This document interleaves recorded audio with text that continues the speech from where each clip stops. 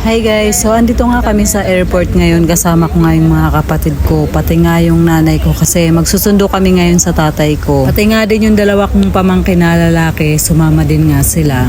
Na-late nga kami ngayon kasi pagdating nga namin sa airport, nakaabang na nga si tatay. So yun, nasa biyahe pa nga lang nga kami kanina, tumatawag nga siya sa amin. Parang mga kalahating oras din nga siyang nag-antay nga dito nga sa amin. Sobrang traffic din kasi kapag ka dito nga babiyahe sa Parañaque, papunta nga ng Naiya.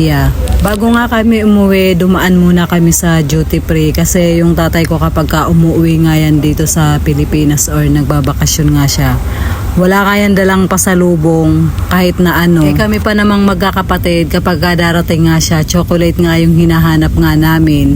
So yun, ganito nga lagi yung scenario kapag ka uuwi nga siya. Itong time nga na to sa pinaka main duty free nga kami nagpunta kasi dun sa binibilhan nga namin sa airport, sarado nga sila. Kaya dito nga kami napunta. So yun, first time ko nga makapasok nga dito. Diyos ko po, sobrang mahal naman pala ng mga itinitinda nga dito. Ang dami pa nga sasalubong na mga merchandiser sa'yo para alukin ka nga ng iba't ibang klase nga ng chocolate. Marami din kasi silang mga papromo. So yung mga chocolate, hinahaluan nila ng mga kung ano-anong pwedeng ilagay para nga mas mabilis nga siyang mabenta. So yung chocolate nga na nabili nga namin, may kasama nga siyang folding table, pati na rin nga flashlight. Dahil nga natagalan nga kami sa duty free, hindi na nga kami kumain sa labas.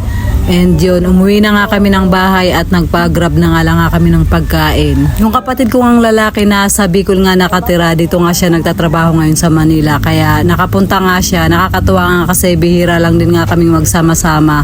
At bihira lang din namin nga siyang makasama nga dito sa Manila. Kinahapunan nga, umalis nga kami ng tatay ko, pati na rin nga yung nanay ko kasi nagpapalit nga kami ng pera nga ni tatay. Then dumaan nga kami dito sa store. Yung time nga na to, hindi nga pumasok nga si Geraldine. And yun, nag-open nga ako kahit saglit. Kasi nga gusto nga kumain nga ni tatay. Madami-dami din akong customer nga nung time nga na yun. Kaya lang nagsarado lang din ako ng mga 7:30. Kasi sasama nga ako kila nanay nga pabalik nga ng sukat. So yun nga, dumaan nga muna kami sa ospital dito sa may Alabang Med. Kasi yung tiyuhin ko nga na-confine nga siya dito. So yun, ilang araw na nga siyang na-confine dito dahil namana niya na yung diabetes nga ni Lola. Nagkaroon nga siya ng sugat sa paa. Akala nga namin mapuputol pero awa nga ng Diyos, hindi naman siya. Buti na lang din kamo talaga at naagapan siya. Hindi pa nakarating sa buto yung infection nga ng sugat. Ang tagal din nga naming nakipagkwentuhan nga sa kanila, parang umabot din kami ng 1 oras at kalahati bago nga kami umuwi. So yung pag-uwi naman namin ng sukat, mga lasing na nga yung mga kapatid ko kasi nag-inuman nga sila. Then bago nga kami natulog nga ni nanay, inayos muna namin yung mga chocolate. Hati-hati nga namin para kinabukasan nga ibibigay na nga lang nga din sa kanila. Sabi ko nga sa kanila, yung party ko halos kila Geraldine lang din mapupunta to kasi nga hindi pa ako makakakain nga ng matamis kasi nga yung ubo ko at saka pabalik-balik pa nga yung lagnat ko. Kinabukasan nga pagkagising ko, bumili nga si nanay nga ng bangos at pinaluto nga niya sa akin kasi aalis nga silang dalawa ni tatay, papunta nga ng agency dahil kailangan nga ni tatay mag-report. Kaya bago nga ako pumunta nga ng bayanan para nga mag-open ngayon ng resto nga namin, nagluto nga muna ako at dito na nga ako kumain nga ng tanghalian.